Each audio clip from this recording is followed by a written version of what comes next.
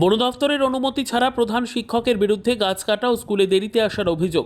School পরিদর্শকের কাছে অভিযোগ স্থানীয়দের। প্রধান শিক্ষককে শোকজ করল স্কুল পরিদর্শক। উত্তর 24 পরগনার গোপালনগর থানা এলাকার বৃদ্ধপাল্লা এএফপি স্কুলের প্রধান শিক্ষক বিকাশ বিশ্বাসের বিরুদ্ধে স্থানীয় সাধারণ মানুষের অভিযোগ, তিনি বন দফতরের অনুমতি ছাড়া স্কুলের জায়গায় থাকা একটি বেলগাছ কেটে দিয়েছেন। বেলগাছের পাশে থাকা বেদি ভেঙে দিয়েছেন। এই বেলগাছে এলাকার সাধারণ মানুষ পূজার্চনা করত। অভিভাবকদের সঙ্গে কথা না বলে তিনি এই কাজ করেছেন বলে অভিযোগ তুলেছেন স্থানীয়রা। তিনি দেরিতে স্কুলে আসেন বলেও অভিযোগ স্থানীয়দের। সাম্প্রতিক দেরিতে স্কুলে আসায় সাধারণ মানুষ তাকে ঘিরে ধরে কৈফিয়ত চেয়েছেন এবং বেআইনিভাবে স্কুলের গাছ কাটার অভিযোগ তুলে স্কুল পরিদর্শকের কাছে লিখিতভাবে অভিযোগ জানিয়েছেন স্থানীয়রা। অভিযোগ পেয়ে স্কুল পরিদর্শক প্রধান শিক্ষককে শোকজ করেছেন। শোকজের উত্তর দিয়েছেন প্রধান শিক্ষক।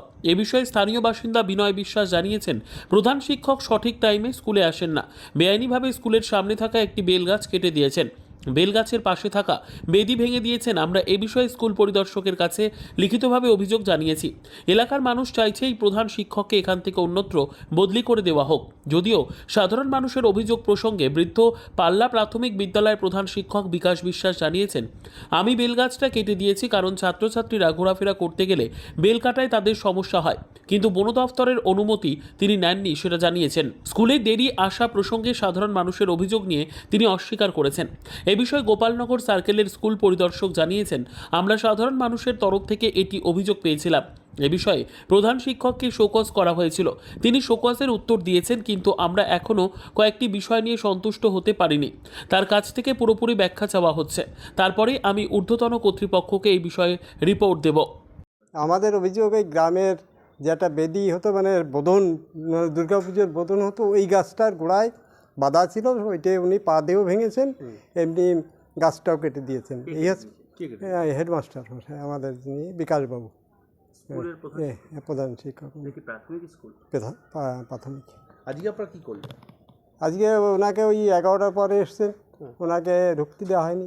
প্রথমে ঢুকেছিল স্কুলে, পরে আমরা ডেকে নিয়ে ই করেছে, পরে উনি বলে সম্ভবত চলে গেছেন। বললো আমি সিএল নেব। আমি সিএল নেন, এই এলেন, সেটা আপনার ব্যাপার। পরে পুলিশও এসেছিলো, ওনারাও বললেন, হ্যাঁ এসেছিলো। আপনাদের দাবি কী এখন আমাকে পুলিশ বললো কী করবেন কাকাবু? আমি বললাম দেখেন, এখন ওনার পরে দায়িত্ব, উনি গাছটা লাগিয়ে দেবেন একটা সাইডে, আর বেদিটা উনি করে দেবেন। এই গাছ কাটার জন্য গাছ কাটা নিয়ে কোনো বিক্ষোভ হয়েছে? আমাদের স্কুলের নাম বৃদ্ধপাল্লা এপি স্কুল। গাছ কাটা নিয়ে হয়েছিল বলতে, আমাদের গত বছর যে রেজুলেশন মিটিং হয়েছিল, তো ওখানে গাছ কাটা নিয়ে কথা উঠেছিল। তো সবাই বলেছিলেন যে অনুষ্ঠানটা হয়ে যাক। সামনে একটা অনুষ্ঠান ছিল, ওটা অ্যানুয়াল ফাংশন ওনাদের একটা হয় এখানে। তো অনুষ্ঠানটা হয়ে যাওয়ার পরে গাছটা কেটে নেওয়ার কথা ছিল। তো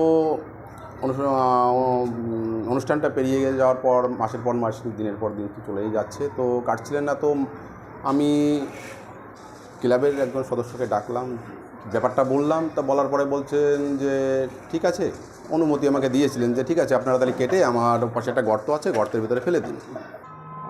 দেখুন, আমরা মাস পিটিশনটা পেয়েছি। এর আগেও আমি ওখানে বেশ কয়েকবার ভিজিটে গিয়েছিলাম। একটা দুটো যার ডিসক্রিপিয়েন্সি পাওয়া গেছে, সেগুলো কর্তৃপক্ষকে জানানো হয়েছিল। ম্যাসিভ কিছু সেই সময় পাওয়া যায়নি, তবে আমি গ্রামবাসীদের অভিযোগপত্রটা পেয়েছি এবং সেই অনুযায়ী অ্যাকর্ডিংলি আমরা তদন্ত করেছি। ওনাকে একটা শোকজ করা হয়েছে, উনি সেই শোকজের চিঠি দিয়েছেন। কিছু কিছু ব্যাপার আমরা স্যাটিসফাই হতে পারিনি, সেটা ফার্দার ওনাকে জানানো হবে এবং অ্যাকর্ডিংলি সমস্ত রিপোর্ট আমরা ঊর্ধ্বতন কর্তৃপক্ষের কাছে পাঠাবো, জেনারেল অ্যাডমিনিস্ট্রেশন এবং এডুকেশন দপ্তর, দু জায়গাতে। যে প্রিমিসেসের মধ্যে যে গাছ কেটেছে, উনি কোনো রকম বন দপ্তরের অনুমতি না নিয়ে, কি বলবেন এটাকে? না, আমাদের যে প্রপার স্টেপগুলো রয়েছে সেই স্টেপগুলো অবশ্যই মেনটেন করা উচিত যে কোনো সরকারি কাজের ক্ষেত্রে, যেহেতু স্কুল একটা সরকারি প্রতিষ্ঠান। উনি জানিয়েছেন, উনি ওনার সপক্ষে কিছু যুক্তি দেখিয়েছেন, কিন্তু